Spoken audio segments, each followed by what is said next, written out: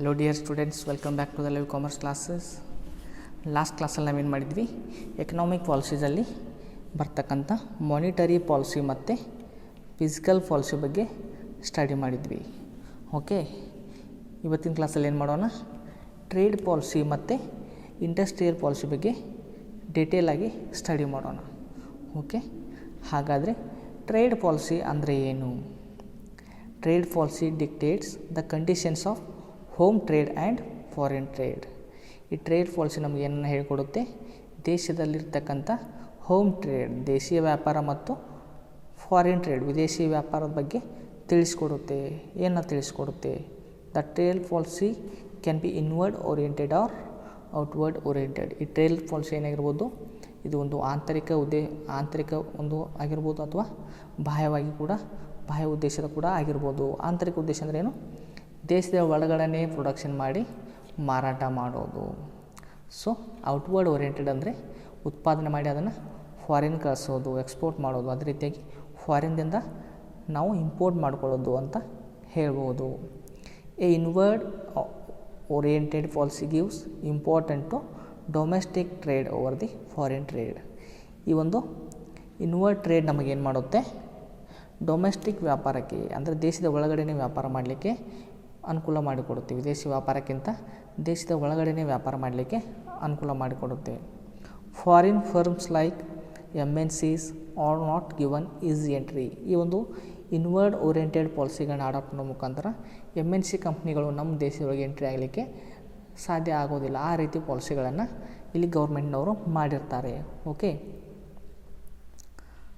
So there are more trade restrictions. ಇಲ್ಲಿ ತುಂಬಾ restriction ಇರ್ತವೆ. ಇಲ್ಲಿ ಇಂಟರ್ನಲ್ ಓರಿಯೆಂಟೆಡ್ ಟ್ರೇಡ್ ಪಾಲಿಸಿಯಲ್ಲಿ, ಆಂತರಿಕ ಒಂದು ಟ್ರೇಡ್ ಪಾಲಿಸಿಯಲ್ಲಿ. And outward look trade policy does not discriminate between domestic and foreign trade. ಅದೇ ರೀತಿಯಾಗಿ ಸೆಕೆಂಡ್ ಬರ್ತಕ್ಕಂಥದ್ದು ಔಟ್ವರ್ಡ್ ಓರಿಯೆಂಟೆಡ್ ಪಾಲಿಸಿ. ಇಲ್ಲಿ ಡೊಮೆಸ್ಟಿಕ್ ಮತ್ತು ಫಾರಿನ್ ಟ್ರೇಡ್ ಅಂತ ಯಾವುದೇ ರೀತಿ ವ್ಯತ್ಯಾಸಗಳು ಇರೋದಿಲ್ಲ. ಇಲ್ಲಿ ಏನಾಗುತ್ತೆ, ಎರಡು ಸೇಮ್. ಅವು ದೇಶದಿಂದ ವಸ್ತುಗಳನ್ನು ಇಂಪೋರ್ಟ್ ಮಾಡುತ್ತೆ, ಎಕ್ಸ್ಪೋರ್ಟ್ ಮಾಡುತ್ತೆ. ಫಾರಿನ್ದವ್ರು ಕೂಡ ಎಕ್ಸ್ಪೋರ್ಟ್ ಮಾಡ್ತಾರೆ, ತಮಗೆ ಬೇಕಾದಂಥ ವಸ್ತುಗಳನ್ನ ಇಂಪೋರ್ಟ್ ಮಾಡ್ತಾರೆ. Okay, it creates competition between domestic firms and foreign firms. ಈ ಒಂದು ಔಟ್ವರ್ಡ್ ಓರಿಯೆಂಟೆಡ್ ಟ್ರೇಡ್ ಪಾಲಿಸಿಯನ್ನು ನಾವು ಅಡಾಪ್ಟ್ ಮಾಡೋ ಮುಖಾಂತರ ಇದು ಇರ್ತಕ್ಕಂಥ ಡೊಮೆಸ್ಟಿಕ್ ಕಂಟ್ರಿಗಳು ಮತ್ತು ಫಾರಿನ್ ಕಂಟ್ರಿಗಳ ಮಧ್ಯೆ ಕಾಂಪಿಟೇಷನನ್ನು ಹುಟ್ಟಾಕುತ್ತೆ ಅಂತ ನಾವು ಹೇಳ್ಬೋದು. The open trade policy, that is outward oriented policy, creates conducive environment for business as restrictions to manage business are few. ಈ ಒಂದು ಪಾಲಿಸಿಗಳನ್ನ ಹಾಕೋ ಮುಖಾಂತರ ನಾವು ಪ್ರತಿಯೊಂದು ಬಿಸ್ನೆಸ್ ರೆಸ್ಟ್ರಿಕ್ಷನ್ಗಳನ್ನ ಹಾಕ್ಕೊಳ್ಬೋದು, ಒಂದು ಪಾಲಿಸಿಗಳನ್ನ ಕಂಟ್ರೋಲ್ ಮಾಡ್ಕೊಳ್ಬೋದು.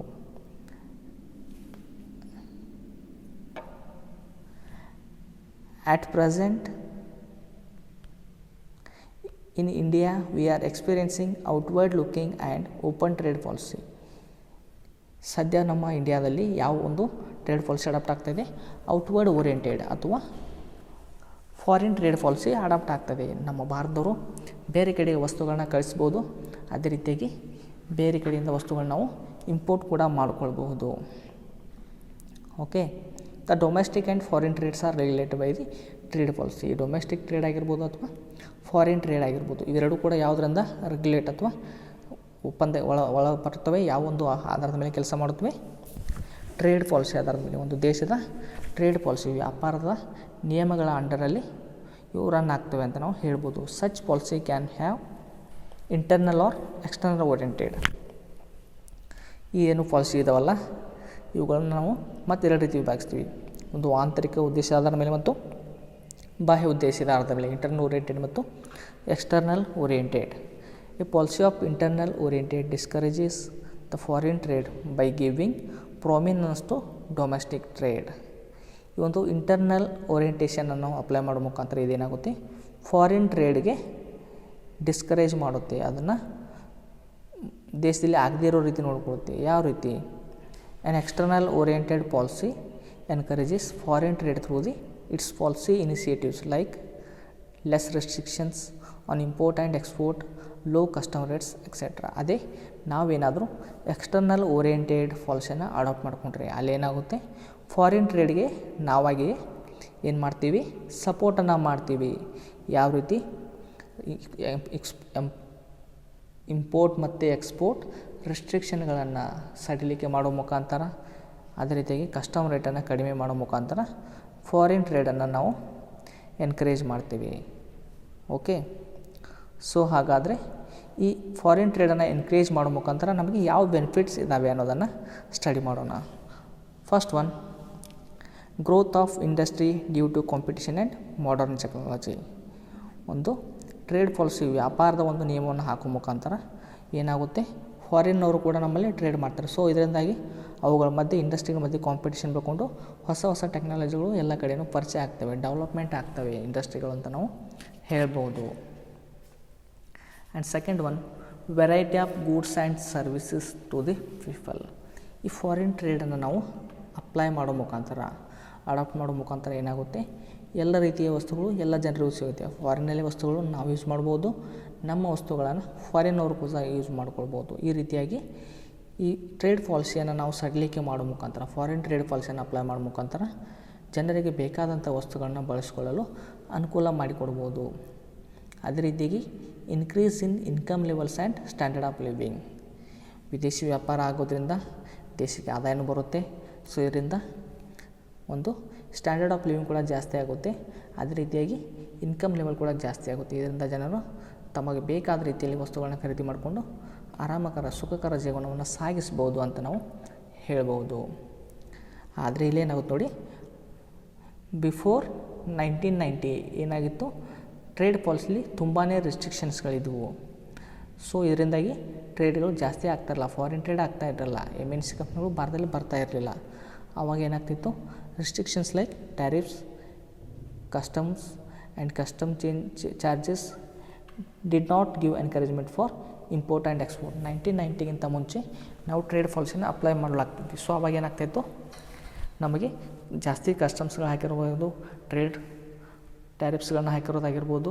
ಈ ರೀತಿ ಮಾಡೋದ್ರಿಂದ ನಾವು ವಿದೇಶಿ ವ್ಯಾಪಾರಕ್ಕೆ ಜಾಸ್ತಿ ಗಮನ ಹರಿಸ್ತಾ ಇರಲಿಲ್ಲ ಅಂತ ಹೇಳ್ಬೋದು. ಆದರೆ ಆಫ್ಟರ್ 1990 ಏನಾಗುತ್ತೆ, India has adopted LPG, liberalisation, privatisation and globalisation. 1990ರ ನಂತರ ಭಾರತದಲ್ಲೂ ಕೂಡ LPG ಅಡಾಪ್ಟ್ ಆಯಿತು. ಖಾಸಗೀಕರಣ, ಉದಾರೀಕರಣ, ಜಾಗತೀಕರಣ ಅಂತ ನಾವು ಹೇಳ್ಬೋದು. ಇದರಿಂದಾಗಿ ಟ್ರೇಡ್ ರೆಸ್ಟ್ರಿಕ್ಷನ್ಗಳೆಲ್ಲ ಹೊರಟು ಹೋದವು. ಬೇರೆಯವರು ನಮ್ಮ ದೇಶದಲ್ಲಿ ವ್ಯಾಪಾರವನ್ನು ಮಾಡ್ಬೋದು, ನಾವು ಅವ್ರ ದೇಶದಲ್ಲಿ ಕಂಪ್ನಿಯನ್ನು ಸ್ಟಾರ್ಟ್ ಮಾಡಿ ವ್ಯಾಪಾರ ಮಾಡ್ಬೋದು. ಇದರಿಂದಾಗಿ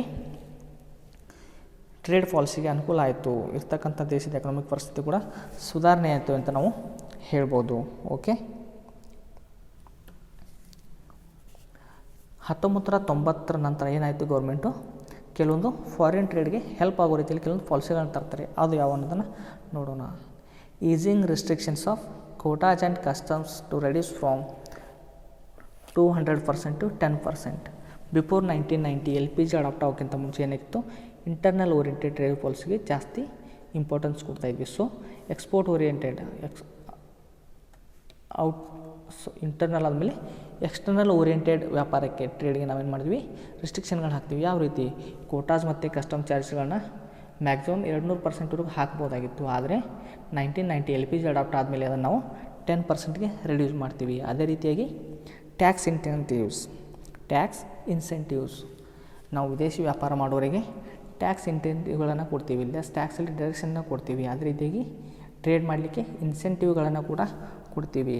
ಅದೇ ರೀತಿಯಾಗಿ ಸ್ಪೆಷಲ್ ಎಕ್ಸ್ಪೋರ್ಟ್ ಝೋನ್ಸ್, ಒಂದು ವಿಶೇಷ ಝೋನ್ಗಳನ್ನು ಕೂಡ ಕ್ರಿಯೇಟ್ ಮಾಡಿದ್ದೀವಿ. ವಸ್ತುಗಳನ್ನ ಎಕ್ಸ್ಪೋರ್ಟ್ ಮಾಡಲಿಕ್ಕೆ ವಿಶೇಷ ಝೋನ್ಗಳನ್ನ ಕ್ರಿಯೇಟ್ ಮಾಡಿದ್ವಿ. ಈ ರೀತಿ ಮಾಡೋದ್ರಿಂದ ಏನಾಗುತ್ತೆ, ವಿದೇಶಿ ವ್ಯಾಪಾರ ಜಾಸ್ತಿಯಾಗಿ ದೇಶದ ಆರ್ಥಿಕತೆ ಕೂಡ ಸುಧಾರಿಸ್ತು ಅಂತ ನಾವು ಹೇಳ್ಬೋದು. ಓಕೆ,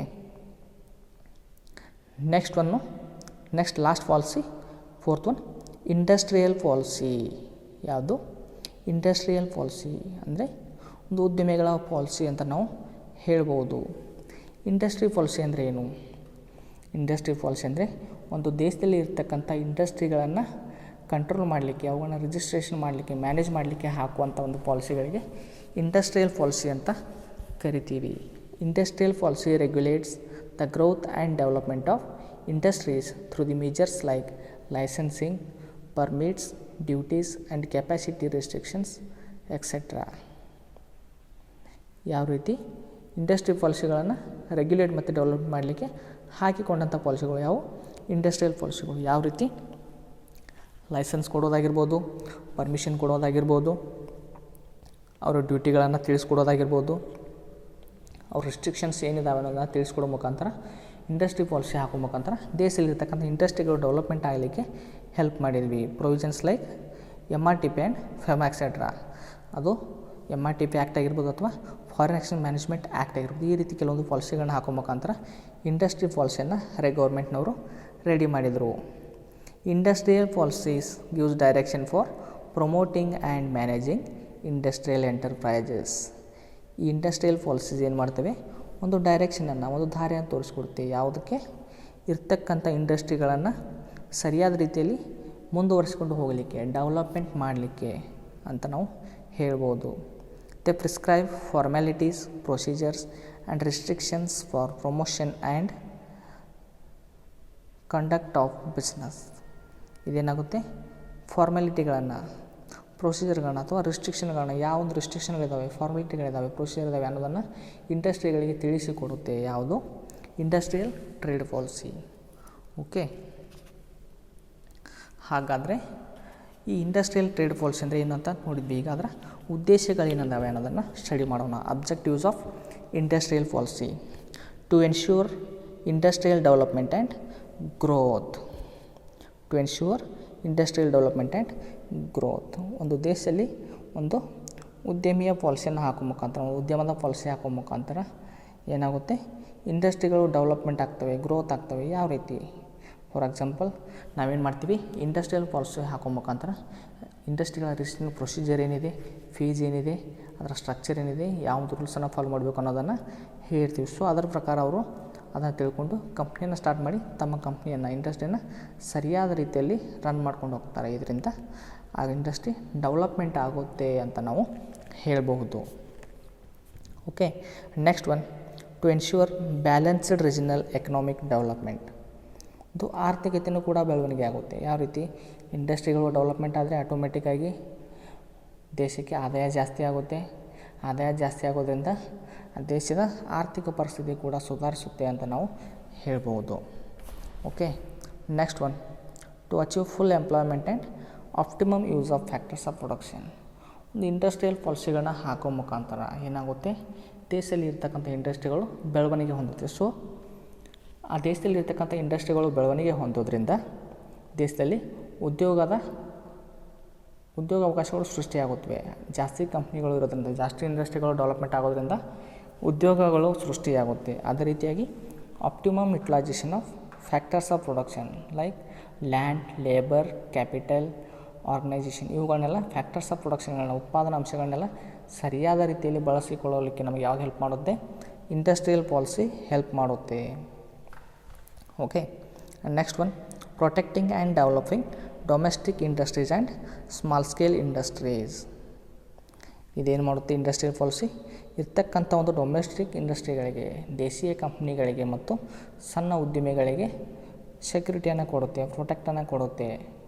ಆ ಪಾಲಿಸಿ ಮುಖಾಂತರ ಅವುಗಳಿಗೆ ರಕ್ಷಣೆಯನ್ನು ಕೊಡುತ್ತೆ ಅಂತ ನಾವು ಹೇಳ್ಬೋದು.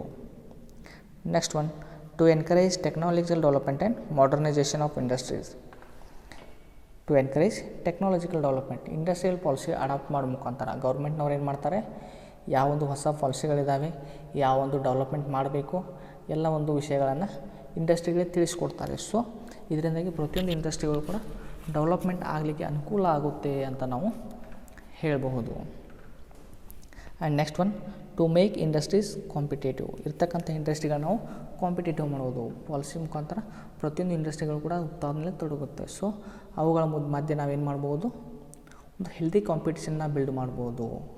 ಅದಕ್ಕೂ ಕೂಡ ನಮಗಿಲ್ಲಿ ಒಂದು ಉದ್ದೇಶ ಅಂತ ಹೇಳ್ಬೋದು. ಒಂದು ಇಂಡಸ್ಟ್ರಿಯಲ್ ಪಾಲಿಸಿಯ ಉದ್ದೇಶ ಇರ್ತಕ್ಕಂಥ ಇಂಡಸ್ಟ್ರಿಗಳ ಮಧ್ಯೆ ಒಂದು ಹೆಲ್ದಿ ಕಾಂಪಿಟೇಷನನ್ನು ಕ್ರಿಯೇಟ್ ಮಾಡೋದು.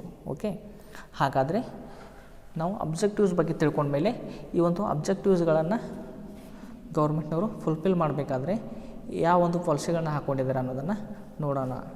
To achieve these objectives, government of India has adopted some important industrial policy resolutions, that is IPRs. In short, it is called as IPR, Industrial policy resolutions that are Industrial Policy Resolution 1948, 1956, 1973 and 1977, and next one is 1980, and last one is 1991.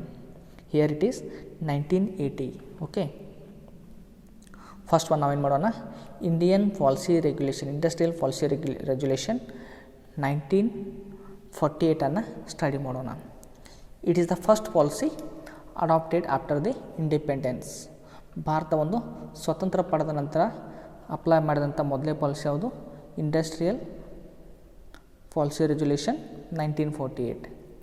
This policy was based on mixed economic system, giving importance for control of industries by Indians. ಇದೊಂದು mixed economic ಸಿಸ್ಟಮ್ಗೆ ಜಾಸ್ತಿ ಪ್ರಿಫರೆನ್ಸನ್ನು ಕೊಡ್ತು. ಅದು domestic ಇಂಡಸ್ಟ್ರಿಗಳು, ಯಾವ Indian ಕಂಪ್ನಿಗಳು ಏನು Indian company control ಮಾಡ್ತಾ ಇತ್ತಲ್ಲ ಇಂಡಿಯಾ, ಅಂಥ ಕಂಪ್ನಿಗಳಿಗೆ ಇದು ಜಾಸ್ತಿ ಹೆಲ್ಪನ್ನು ಮಾಡಿತು, ಜಾಸ್ತಿ ಒಂದು ಅವಕಾಶಗಳನ್ನು ಕೊಡ್ತು ಅಂತ ಹೇಳ್ಬೋದು. Industrial activities as per this policy were industrial policy 1948 ಇದೇನಾಗುತ್ತೆ, ಸ್ವಾತಂತ್ರ್ಯ ಸಿಕ್ಕ ನಂತರ ಬಂದ ಪಾಲಿಸಿ. ಸೊ ಈ ಪಾಲಿಸಿಯಲ್ಲಿ ನಾವು ಮಿಕ್ಸ್ಡ್ ಎಕನಾಮಿಕ್ ಸಿಸ್ಟಮನ್ನು ಬೆಳೆಸ್ಕೊಂಡು ಹೋದ್ವಿ, ಅಡಾಪ್ಟ್ ಮಾಡಿದ್ವಿ. ಸೊ ಇದ್ರ ಪ್ರಕಾರ ನಾವು ಯಾವ ಒಂದು ಕಾರ್ಯಗಳನ್ನು ಮಾಡಿದ್ವಿ ಅನ್ನೋದನ್ನು ನೋಡೋಣ. IPR 1948 ಪ್ರಕಾರ industrial under the control of central government. ಕೆಲವೊಂದು ಇಂಡಸ್ಟ್ರಿಗಳು ಸೆಂಟ್ರಲ್ ಗೌರ್ಮೆಂಟ್ ಅಂಡರಲ್ಲಿ ಕಂಟ್ರೋಲ್ ಆಗುತ್ತೆ, ಯಾಕಂದರೆ ಇದು ಮಿಕ್ಸ್ಡ್ ಎಕನಾಮಿ, ಪ್ರೈವೇಟು ಬರುತ್ತೆ, ಸೆಂಟ್ರಲ್ ಬರುತ್ತೆ. ಸೊ ಗೌರ್ಮೆಂಟ್ ಅಂಡರಲ್ಲಿ ಬರ್ತಕ್ಕಂಥದ್ದು ಯಾವುದು, arms, ammunition, nuclear energy and railway.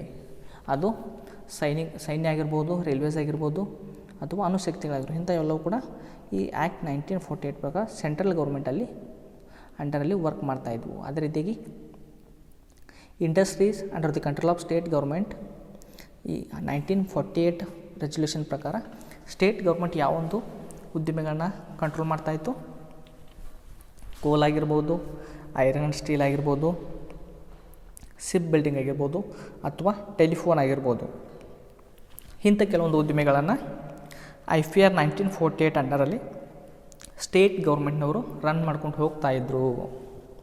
Okay, items which will be planned and regulated by central government.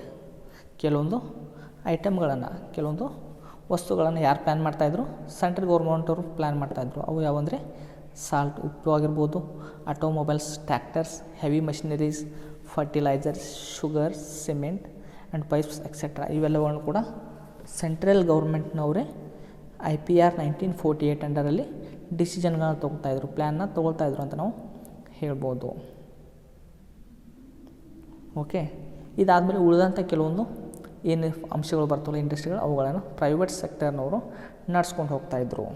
Okay, and second industrial policy regulation 1956. This is the second and historical industrial policy that gave clear direction of organized development of industries in public and private sector.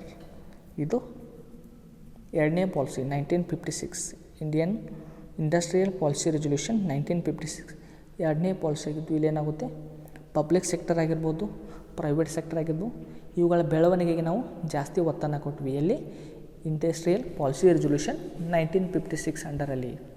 This policy was passed in the background of India becoming republic in 1950 and adopted 5-year planning strategy to achieve the economic development. 1950ರಲ್ಲಿ ನಾವೇನು ಮಾಡ್ತೀವಿ, ಈ ಒಂದು 1956 ಪಾಲಿಸಿಯನ್ನು adapt ಮಾಡ್ತೀವಿ. ಇದರ ನಂತರ adapt ಮಾಡಿದ್ವಿ 1956ಅನ್ನು. 1950ರ ನಂತರ ನಮ್ಮ ದೇಶ ಸ್ವತಂತ್ರ ಹೊಂದಿದ ಮೇಲೆ ನಾವು ಇವುಗಳನ್ನ ಅಡಾಪ್ಟ್ ಮಾಡ್ಕೊಂಡ್ವಿ. ಸೊ ಇಲ್ಲಿ ಏನಾಗುತ್ತೆ, ನಾವು ಕೆಲವೊಂದು 5 years ಪ್ಲ್ಯಾನ್ನ ಅಡಾಪ್ಟ್ ಮಾಡ್ಕೊಂಡ್ವಿ. ನಮ್ಮ ದೇಶದ ಒಂದು ಎಕನಾಮಿಕ್ ಪರಿಸ್ಥಿತಿಯನ್ನು ಸುಧಾರಿಸಲು, ಆರ್ಥಿಕ ಕಂಡೀಷನ್ನ ಡೆವಲಪ್ಮೆಂಟ್ ಮಾಡಲಿಕ್ಕೋಸ್ಕರ ಕೆಲವೊಂದು 5 years ಪ್ಲ್ಯಾನ್ಗಳನ್ನು ಕೂಡ ಹಾಕ್ಕೊಂಡ್ವಿ. ಓಕೆ, ಸೊ ಈ ಇಂಡಸ್ಟ್ರಿಯಲ್ ಪಾಲಿಸಿ ರೆಸಲ್ಯೂಷನ್ 1956 ಯಾವಾಗ ಜಾರಿ ಆಯಿತು? It was announced on 30th April 1956. 1956 April 30ರಂದು ನಾವೇನು ಮಾಡ್ತೀವಿ, ಇಂಡಸ್ಟ್ರಿಯಲ್ ಪಾಲಿಸಿ ರೆಸಲ್ಯೂಷನನ್ನು ಜಾರಿಗೆ ತಂದ್ವಿ. ಹಾಗಾದರೆ ಈ ಇಂಡಸ್ಟ್ರಿಯಲ್ ಪಾಲಿಸಿ 1956 ಉದ್ದೇಶಗಳು ಏನಿದಾವೆ ಅನ್ನೋದನ್ನು ನೋಡೋಣ. ಮೊದಲನೇ ಉದ್ದೇಶ, developing heavy and capital goods industry. ಈ act 1956 Indian policy resolution act 1956 ಪ್ರಕಾರ ನಾವೇನು ಮಾಡ್ತೀವಿ, ಹೆವಿ ಮತ್ತು ಕ್ಯಾಪಿಟಲ್ ಗೂಡ್ಸ್ ಇಂಡಸ್ಟ್ರಿಗಳನ್ನು ಬೆಳವಣಿಗೆ ಮಾಡಲಿಕ್ಕೆ ಪ್ರೋತ್ಸಾಹ ನೀಡಿದ್ವಿ. ದೊಡ್ಡ ದೊಡ್ಡ ಇಂಡಸ್ಟ್ರಿಗಳಿಗೆ ಮತ್ತು ಅಧಿಕ ಬಂಡವಾಳ ಹೊಂದಿದ್ದು ವಸ್ತುಗಳನ್ನು ಉತ್ಪಾದನೆ ಮಾಡುವಂಥ ಇಂಡಸ್ಟ್ರಿಗಳಿಗೆ ನಾವೇನು ಮಾಡಿದ್ವಿ, ಸಪೋರ್ಟ್ ಮಾಡಿದ್ವಿ ಅಂತ ಹೇಳ್ಬೋದು. ಅದೇ ರೀತಿಯಾಗಿ expanding an effective public sector and encourage private sector industries.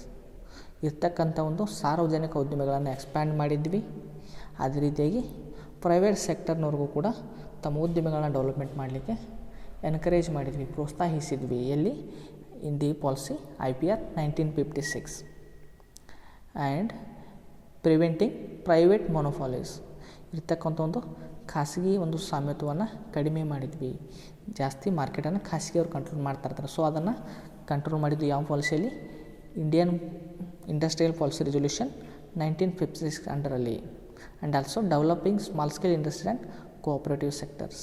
ಈ ಒಂದು IPR ಪಾಲಿಸಿ 1956 ನಾವೇನು ಮಾಡ್ತೀವಿ, ಸ್ಮಾಲ್ ಸ್ಕೇಲ್ ಇಂಡಸ್ಟ್ರಿಗಳಿಗೆ ಮತ್ತು ಕೆಲವೊಂದು ಕೋಆಪರೇಟಿವ್ ಸೆಕ್ಟರ್ಗಳಿಗೆ ಡೆವಲಪ್ಮೆಂಟ್ ಆಗಲಿಕ್ಕೆ ಹೆಲ್ಪ್ ಮಾಡಿದ್ವಿ ಅಂತ ಹೇಳ್ಬೋದು. ಈ ಒಂದು ಇಂಡಸ್ಟ್ರಿಯಲ್ ಪಾಲಿಸಿ ರೆಸಲ್ಯೂಷನ್ 1956 ಕೆಲವೊಂದು ಇಂಡಸ್ಟ್ರಿಗಳನ್ನ ನಾವು ಡಿವೈಡ್ ಮಾಡ್ತೀವಿ. ಯಾವ ಪ್ರಕಾರ? ಈ IPR ಇಂಡಸ್ಟ್ರಿಯಲ್ ಪಾಲಿಸಿ ರೆಸಲ್ಯೂಷನ್ 1956ನಲ್ಲಿ ಶೆಡ್ಯೂಲ್ ಎದಲ್ಲಿ 17 ಇಂಡಸ್ಟ್ರಿಗಳು ಬರ್ತವೆ. ಅವುಗಳನ್ನು ಯಾರು ಕಂಟ್ರೋಲ್ ಮಾಡ್ತಾರೆ? ಸೆಂಟ್ರಲ್ ಅಥವಾ ಸ್ಟೇಟ್ ಗೌರ್ಮೆಂಟ್ನವರು ಕಂಟ್ರೋಲ್ ಮಾಡ್ತಾರೆ. ಅವು ಯಾವಂದರೆ ಆರ್ಮ್ಸ್ ಆಗಿರ್ಬೋದು, ಡಿಫೆನ್ಸ್ ಎಕ್ವಿಪ್ಮೆಂಟ್ ಆಗಿರ್ಬೋದು, atomic energy, iron and steel, heavy casting and foreign trade of iron and steel, heavy electrical plant, coal and lignite, and also mineral oils, aircraft, air transport, railway transport, shipbuilding, mining and processing of copper, zinc, lead, tin, etcetera. ಇಂಥವೆಲ್ಲ ಕೆಲವನ್ನು ಕೂಡ ನಾವೇನು ಮಾಡಿದ್ವಿ, diamond ಆಗಿರೋದು. ಇವುಗಳನ್ನು central ಮತ್ತು state ಗೌರ್ಮೆಂಟ್ನವರು schedule A ಅಂಡರಲ್ಲಿ ರನ್ ಮಾಡ್ತಾ ಹೋಗ್ತಾಯಿದ್ರು.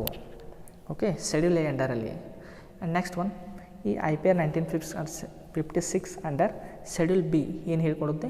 ಇದು 12 ಇಂಡಸ್ಟ್ರಿಗಳನ್ನು ಹೇಳ್ಕೊಡುತ್ತೆ. ಅವು ಓನ್ಡ್ ಬೈ ದಿ ಸ್ಟೇಟ್ ಗೌರ್ಮೆಂಟ್ನವರು ಅವುಗಳನ್ನ ಹೊಂದಿರ್ತಾರೆ, ಮಾಲೀಕತ್ವ ಹೊಂದಿರ್ತಾರೆ. ಅವು ಯಾವುವು? Other minerals accepting minor minerals defined. ಬೇರೆ ಬೇರೆ ಮಿನರಲ್ಗಳನ್ನು ಇವರು ಕೂಡ ಕಂಟ್ರೋಲ್ ಮಾಡ್ತಾಯಿದ್ರು. In minor minerals concession defined in the minerals concession rules 1949 of section B. ಈ ರೂಲ್ 1949 ಸೆಕ್ಷನ್ ಬಿ ಅಂಡರಲ್ಲಿ ಬರ್ತಕ್ಕಂಥ ಒಂದು ಮಿನರಲ್ಸ್ಗಳನ್ನ ಹೊರತುಪಡಿಸಿ ಉಳಿದಂಥ ಮಿನರಲ್ಸ್ಗಳನ್ನ ಸ್ಟೇಟ್ ಗೌರ್ಮೆಂಟ್ನವರು ಶೆಡ್ಯೂಲ್ ಬಿ ಅಂಡರಲ್ಲಿ ರನ್ ಮಾಡ್ಕೊಂಡು ಹೋದರು. ಅಲ್ಯೂಮಿನಿಯಂ ಬಿಸ್ನೆಸ್ ಆಗಿರ್ಬೋದು, ferro alloys and tools, steels, ಇವುಗಳನ್ನು ಕೂಡ ಸ್ಟೇಟ್ ಗೌರ್ಮೆಂಟ್ನವ್ರು ರನ್ ಮಾಡ್ಕೊಂಡು ಹೋದ್ರು. ಮಷಿನ್ ಟೂಲ್ಸ್, ಬರ್ತಕ್ಕಂಥ ಮಷಿನರಿ ಟೂಲ್ಗಳು ಕೂಡ ಸ್ಟೇಟ್ ಗೌರ್ಮೆಂಟ್ ಅಂಡರಲ್ಲಿ ಶೆಡ್ಯೂಲ್ ಬಿ ಅಲ್ಲಿ ವರ್ಕ್ ಆಗ್ತಾ ಹೋಯಿತು. Fertilisers, synthetic rubber, carbonisation of coals, chemical pulp, road transport and also state transport, ಇವುಗಳನ್ನು IPR ಸೆಕ್ಷನ್ 1956 ಅಂಡರಲ್ಲಿ ಶೆಡ್ಯೂಲ್ ಬಿಯಲ್ಲಿ ಸ್ಟೇಟ್ ಗೌರ್ಮೆಂಟ್ನವರು ರನ್ ಮಾಡ್ಕೊಂಡು ಹೋದರು ಅಂತ ನಾವು ಹೇಳ್ಬೋದು. ಇನ್ನು ಶೆಡ್ಯೂಲ್ ಸಿ, ಇದರಲ್ಲಿ ಏನು ಬರುತ್ತೆ? ಎ ಮತ್ತು ಬಿ ಹೊರತುಪಡಿಸಿ ಬರ್ತಕ್ಕಂಥ ಎಲ್ಲ ಇಂಡಸ್ಟ್ರಿಗಳನ್ನ ಪ್ರೈವೇಟ್ ಸೆಕ್ಟರ್ನಿಗೆ ಬಿಟ್ಟುಕೊಡ್ತಾಯಿತ್ತು. ಇವುಗಳನ್ನ ಶೆಡ್ಯೂಲ್ ಸಿಯಲ್ಲಿ ನಾವು ರನ್ ಮಾಡ್ಕೊಂಡು ಹೋದ್ವಿ ಅಂತ ಹೇಳ್ಬೋದು. Next third one, IPR 1973 industrial policy resolutions 1973. ಇಲ್ಲೇನಾಗುತ್ತೆ? It was the extension of 1956 resolution. The statement said that the state would be directly responsible for development of industries. ಈ 1973 ಇಂಡಸ್ಟ್ರಿಯಲ್ ಪಾಲಿಸಿ ರೆಸಲ್ಯೂಷನ್ ಏನು ಹೇಳುತ್ತೆ? ಇದು industrial policy resolution 1956 continues ಆಗಿದೆ, extension ಆಗಿದೆ. ಇದೇನು ಮಾಡುತ್ತೆ? ಒಂದು ಇಂಡಸ್ಟ್ರಿಗಳನ್ನು ಎಕ್ಸ್ಪ್ಯಾಂಡ್ ಮಾಡೋದು. ಯಾರ ಒಂದು ಉದ್ದೇಶ ಅಂತ ಹೇಳುತ್ತೆ? The state would be directly responsible for development of industries. ಆ ಒಂದು ರಾಜ್ಯ ಅಥವಾ ಸ್ಟೇಟ್ ಏನಾಗುತ್ತೆ? ಇಂಡಸ್ಟ್ರಿಗಳ ಡೆವಲಪ್ಮೆಂಟ್ ಆಗಲಿಕ್ಕೆ ಮುಖ್ಯ ಕಾರಣ ಅಂತ ಹೇಳ್ತು. ಅದೇ ರೀತಿಯಾಗಿ public and private sector were assigned specific rules. Public ಸೆಕ್ಟರ್ಗೆ ಮತ್ತು ಪ್ರೈವೇಟ್ ಸೆಕ್ಟರ್ಗೆ ಸಪ್ರೇಟ್ ರೂಲ್ಸ್ಗಳನ್ನು IPR 1973 ಅಲ್ಲಿ ಅಡಾಪ್ಟ್ ಮಾಡಿದರು, ಫಾರ್ಮುಲೇಟ್ ಮಾಡಿದರು. Foreign trade investments was allowed in specific sectors which required technical expertise and export potential. ಕೆಲವೊಂದು ಫಾರಿನ್ ಟ್ರೇಡ್ ಇನ್ವೆಸ್ಟ್ಮೆಂಟ್ಗಳನ್ನು ಕೂಡ ಈ ಒಂದು IPR 1973ಯಲ್ಲಿ ಅಲೋ ಮಾಡಿದ್ವಿ. ಅವು ಯಾವುದಾಗಿರ್ಬೋದು, ಎಕ್ಸ್ಪೋರ್ಟ್ ಓರಿಯೆಂಟೆಡ್ ಆಗಿರ್ಬೋದು, ಒಂದು ರಫ್ತಿಗೆ ಸಂಬಂಧಪಟ್ಟಂಥ ವ್ಯವಹಾರಗಳಲ್ಲಿ ನಾವು ಇಲ್ಲಿ ಪರ್ಮಿಷನ್ ಕೊಟ್ಟಿವಿ. ಅದೇ ರೀತಿಯಾಗಿ small and medium industries were given professional treatment. ಇರ್ತಕ್ಕಂಥ ಒಂದು ಸಣ್ಣ ಉದ್ದಿಮೆಗಳಿಗೂ ಕೂಡ ನಾವು, ಮಧ್ಯಮ ಮತ್ತು ಸಣ್ಣ ಉದ್ದಿಮೆಗಳು ಕೂಡ ಒಂದು ಒಳ್ಳೆಯ ಸಾಮಾನ್ಯ ಸಮಾಜದಲ್ಲಿ ಅವು ಡೆವಲಪ್ಮೆಂಟ್ ಆಗೋ ರೀತಿಯಲ್ಲಿ ಅನುಕೂಲಕರವಾಗಿ ರೂಲ್ಸ್ಗಳನ್ನು ನಾವು IPR 1973ಯಲ್ಲಿ ಫ್ರೇಮ್ ಮಾಡಿದ್ವಿ. Okay, next policy Industrial Policy Resolution 1977. This is the first industrial policy statement made by the non-Congress government. ಈ ಇರ್ತಕ್ಕಂಥ 3 ಪಾಲಿಸಿಗಳು ಯಾವಾಗ ಸ್ಟಾರ್ಟ್ ಆದವು? ಕಾಂಗ್ರೆಸ್ ಸರ್ಕಾರ ಇದ್ದಾಗ. ಸೊ ನಾನ್ ಕಾಂಗ್ರೆಸ್ ಸರ್ಕಾರ ಬಂದಾಗ ಸ್ಟಾರ್ಟ್ ಆದ ಮೊದಲೇ policy Industrial Policy Resolution 1977. It was passed by the Janata government. ಇದು ಜನತಾ ಗೌರ್ಮೆಂಟಿಂದ ಪಾಸ್ ಆಯಿತು. It was consumption and labour oriented. ಇದು ಅನುಭೋಗ ಮತ್ತು ಕಾರ್ಮಿಕರ ಓರಿಯೆಂಟೆಡ್ ಮೂಲಕ, ಕಾರ್ಮಿಕರ ಒಂದು ಅವರ ಒಂದು ಉದ್ದೇಶದ ಪ್ರಕಾರ ಆಗಿತ್ತು. It aimed at maintaining close relations between agriculture and industry. ಈ ಒಂದು ಪಾಲಿಸಿ ಪ್ರಕಾರ ನಾವೇನು ಮಾಡಿದ್ವಿ? ಅಗ್ರಿಕಲ್ಚರ್, ದೇಶದ ಕೃಷಿ ಮತ್ತು ಇಂಡಸ್ಟ್ರಿಗಳ ಮಧ್ಯೆ ಒಂದು ಒಳ್ಳೆಯ ಸಂಬಂಧವನ್ನು ಹುಟ್ಟು ಹಾಕಲಿಕ್ಕೆ ಪ್ರಯತ್ನ ಮಾಡಿದ್ವಿ, ಸಂಬಂಧವನ್ನು ಬೆಳೆಸಿದ್ವಿ. ಇದು ಯಾವುದಕ್ಕೆ? ಸ್ಮಾಲ್ ಸ್ಕೇಲ್ ಇಂಡಸ್ಟ್ರಿಗಳಿಗೆ ಹೆಚ್ಚಿನ ಒಂದು ಪ್ರಾಮುಖ್ಯತೆಯನ್ನು ಕೊಡ್ತು ಅಂತ ನಾವು ಹೇಳ್ಬೋದು. Okay, next one Industrial Policy Resolution 1980. It was Industrial Policy Resolution 1980. Okay, the Congress government which came to power after the fall of Janata government approved this policy in July 23, 1980. ಮತ್ತು ಜನತಾ ಪಕ್ಷ ಹೋದ್ಮೇಲೆ ಕಾಂಗ್ರೆಸ್ನವರು ಆಡಳಿತಕ್ಕೆ ಬಂದು ಜುಲೈಯಲ್ಲಿ 1980ಯಲ್ಲಿ ಈ ಒಂದು ಪಾಲಿಸಿಯನ್ನು ಅಡಾಪ್ಟ್ ಮಾಡ್ಕೊಳ್ತಾರೆ. ಈ ಪಾಲಿಸಿಯಲ್ಲಿ ಏನು ಹೇಳ್ತಾರೆ? Promoting the process of rural industrialisation. ರೂರಲಲ್ಲಿ ಇಂಡಸ್ಟ್ರಿಗಳನ್ನ ಸ್ಟಾರ್ಟ್ ಮಾಡೋದು ಮತ್ತು ಬೆಳವಣಿಗೆ ಮಾಡೋದಕ್ಕೆ ಈ ಪಾಲಿಸಿಯಲ್ಲಿ ಅವರು ಅವಕಾಶ ಕೊಟ್ಟರು. ಅದೇ ರೀತಿಯಾಗಿ ರಿಮೂವಿಂಗ್ ರೀಜನಲ್ ಇಂಬ್ಯಾಲೆನ್ಸ್, ಇರ್ತಕ್ಕಂಥ ಒಂದು ತಾರತಮ್ಯಗಳನ್ನು ಹೋಗಲಾಡಿಸಲಿಕ್ಕೆ ಈ ಪಾಲಿಸಿಯಲ್ಲಿ ಅವರು ಹೆಲ್ಪ್ ಮಾಡಿದರು. ಒಂದು ಇಂಡಸ್ಟ್ರಿಗಳ ಮಧ್ಯೆ ಇರ್ತಕ್ಕಂಥ ಒಂದು ವ್ಯತ್ಯಾಸಗಳನ್ನ ಕಡಿಮೆ ಮಾಡಲಿಕ್ಕೆ ಅವುಗಳಿಗೆ ಅನುಕೂಲ ಮಾಡಿಕೊಟ್ರು. ಅದೇ ರೀತಿಯಾಗಿ dealing with industrial sickness effectively, ಇಂಡಸ್ಟ್ರಿಗಳಿಗಿರ್ತಕ್ಕಂಥ ಒಂದು ಸಮಸ್ಯೆಗಳನ್ನು ಅವರು ಇಲ್ಲಿ ಪರಿಹರಿಸಲಿಕ್ಕೆ ಜಾಸ್ತಿ ಪ್ರಯತ್ನ ಪಟ್ಟರು. ಇಲ್ಲಿ IPR 1980. ಅದೇ ರೀತಿಯಾಗಿ developing small scale industries by increasing the limit of investment. Small scale ಇಂಡಸ್ಟ್ರಿಗೆ ಇರ್ತಕ್ಕಂಥ ಕ್ಯಾಪಿಟಲ್ ಲಿಮಿಟನ್ನು ಕೂಡ ಈ 1980 ಪಾಲಿಸಿಯಲ್ಲಿ ನಾವು ಎಕ್ಸ್ಟೆಂಡ್ ಮಾಡಿದ್ವಿ ಅಂತ ಹೇಳ್ಬೋದು. Okay, and last policy IPR 1991, Industrial Policy Resolution 1991. ಇದೇನು ಹೇಳುತ್ತೆ? This the important policy that made significant changes in industrial policy. The policy was adopted in the background of India's diminishing foreign exchange and the LPG wave throughout the world. ಇಲ್ಲಿ ಏನಾಯಿತು? After 1990 LPG adapt ಆಯಿತು. ಲಿಬರಲೈಜೇಷನ್, ಪ್ರೈವೇಟೈಜೇಷನ್, ಗ್ಲೋಬಲೈಜೇಷನ್, ಉದಾರೀಕರಣ, ಖಾಸೀಕರಣ ಮತ್ತು ಜಾಗತೀಕರಣ apply ಮಾಡಿದ್ವಿ. So ಇದರಿಂದಾಗಿ ಯಾರು ಯಾವ ದೇಶದಲ್ಲಿ ಬೇಕಾದರೂ ಹೋಗಿ ವ್ಯಾಪಾರಗಳನ್ನು ಮಾಡ್ಬೋದು ಅಂತ ಇದನ್ನಾಯಿತು. ಸೊ ಇದು ತುಂಬಾ ಡೆವಲಪ್ಮೆಂಟ್ ಆಯಿತು ಅಂತ ಪಾಲಿಸಿ ಅಂತ ನಾವು ಹೇಳ್ಬೋದು. The policy introduced major changes in the industrial policy of 1956. ಈ 1956 ಪಾಲಿಸಿಯಲ್ಲಿರ್ತಕ್ಕಂಥ ಅಂಶಗಳನ್ನೇ ಈ 1991ರಲ್ಲಿ ನಾವು ತುಂಬ ಬದಲಾವಣೆಗಳನ್ನ ಮಾಡಿದ್ವಿ.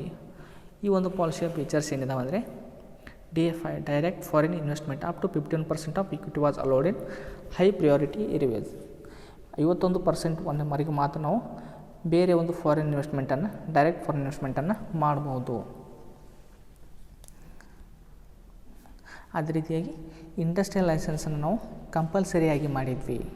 ಅದೇ ರೀತಿಯಾಗಿ automatic clearance introduced for import of capital goods, capital ಗೂಡ್ಸ್ಗಳಿಗೆ ಇಂಪೋರ್ಟ್ ಮಾಡಲಿಕ್ಕೆ ಆಟೋಮೆಟಿಕ್ ಕ್ಲಿಯರೆನ್ಸ್ ಫೆಸಿಲಿಟಿಯನ್ನು ಕೊಟ್ವಿ. ಅದೇ ರೀತಿಯಾಗಿ provided foreign exchange requirement for such import to meet through the foreign ಇಕ್ವಿಟಿಗಳನ್ನು ಕೊಡೋ ಮುಖಾಂತರ ಫಾರಿನ್ ಟ್ರೇಡ್ ಮಾಡಲಿಕ್ಕೆ ಅನುಕೂಲ ಆಗೋ ರೀತಿಯಲ್ಲಿ ವ್ಯವಸ್ಥೆಗಳನ್ನು ಮಾಡಿದ್ವಿ ಅಂತ ನಾವು ಹೇಳ್ಬೋದು. Preeminent role of PSU public sector units in 8 core areas including arms, minerals, oils, rails, transportation, coals and miners. ಇರ್ತಕ್ಕಂಥ 17 ಏರಿಯಾದಲ್ಲಿ ಹೋಗಿ 7 ಏರಿಯಾದಲ್ಲಿ ಮಾತ್ರ ಏನಾಗುತ್ತೆ 8 ಏರಿಯಾದಲ್ಲಿ ಮಾತ್ರ ಸೆಂಟ್ರಲ್ ಗೌರ್ಮೆಂಟ್ನವರು ಅಧಿಕಾರವನ್ನು ಹೊಂದಿದ್ರು. ಅದು ಆರ್ಮ್ಸ್ ಮತ್ತು ಮಿನರಲ್ ಆಯಿಲ್ಸ್ ಮತ್ತು ರೋಡ್, ರೈಲ್ ಟ್ರಾನ್ಸ್ಪೋರ್ಟ್, ಕೋಲ್, ಮಿನರಲ್ಸ್ ಎಕ್ಸೆಟ್ರಾ ಅಂತ ಹೇಳ್ಬೋದು. ಅದೇ ರೀತಿಯಾಗಿ disinvestment of government shares in public sector units ಇರ್ತಕ್ಕಂಥ ಒಂದು ಸಾರ್ವಜನಿಕ ವಲಯದಲ್ಲಿ ಇನ್ವೆಸ್ಟ್ಮೆಂಟ್ಗಳನ್ನು ಗೌರ್ಮೆಂಟ್ನವರು ಹಿಂದಕ್ಕೆ ತೊಗೊಂಡು ಪಬ್ಲಿಕ್ನವ್ರಿಗೆ ಅಲ್ಲಿ ಆಫರನ್ನು ಕೊಟ್ಟರು. ಅದು ಯಾವ ಪಾಲಿಸಿಯಲ್ಲಿ? ಇಂಡಸ್ಟ್ರಿಯಲ್ ಪಾಲಿಸಿ ರೆಸೊಲ್ಯೂಷನ್ 1991 ಅಂಡರಲ್ಲಿ. The conditions of MRTP and FEMA were diluted to make them more business friendly. ಇವು ಕೂಡ MRTP ಆ್ಯಕ್ಟ್ ಮತ್ತು FEMA ಫಾರಿನ್ ಎಕ್ಸ್ಚೇಂಜ್ ಮ್ಯಾನೇಜ್ಮೆಂಟ್ ಆ್ಯಕ್ಟ್ಗಳನ್ನು ಕೂಡ ನಾವೇನು ಮಾಡಿದ್ವಿ ಇಲ್ಲಿ ಬಿಸ್ನೆಸ್ ಫ್ರೆಂಡ್ಲಿಯಾಗಿ ಕನ್ವರ್ಟ್ ಮಾಡಿದ್ವಿ. ಅವುಗಳನ್ನು ಕೂಡ ಒಂದು ಇಂಡಸ್ಟ್ರಿಗಳಿಗೆ ಹೆಲ್ಪ್ ಆಗೋ ರೀತಿಯಲ್ಲಿ ಸಡಿಲಿಕೆಗಳನ್ನ ಮಾಡಿದ್ವಿ ಅಂತ ಹೇಳಿದ್ವಿ. ಓಕೆ ಸ್ಟೂಡೆಂಟ್ಸ್, ಇವತ್ತಿನ ಕ್ಲಾಸಲ್ಲಿ ನಾವು ಟ್ರೇಡ್ ಪಾಲಿಸಿ ಅಂದರೆ ಏನು, ಅದರ ಅಬ್ಜೆಕ್ಟಿವ್ಸ್ಗಳು ಏನಿದ್ದಾವೆ, ಅದೇ ರೀತಿಯಾಗಿ ಇಂಡಸ್ಟ್ರಿಯಲ್ ಪಾಲಿಸಿ ಅಂದರೆ ಏನು, ಯಾವುದು ರೆಸೊಲ್ಯೂಷನ್ಗಳಿದೆ ಅನ್ನೋದನ್ನು ಡೀಟೇಲಾಗಿ ಸ್ಟಡಿ ಮಾಡಿದ್ವಿ. ಇದಿಷ್ಟು ಎಕನಾಮಿಕ್ ಕಂಡೀಷನಲ್ಲಿ ಬರ್ತಕ್ಕಂಥ ಪಾಲಿಸಿಗಳಂತ ಹೇಳ್ಬೋದು. Okay, thank you.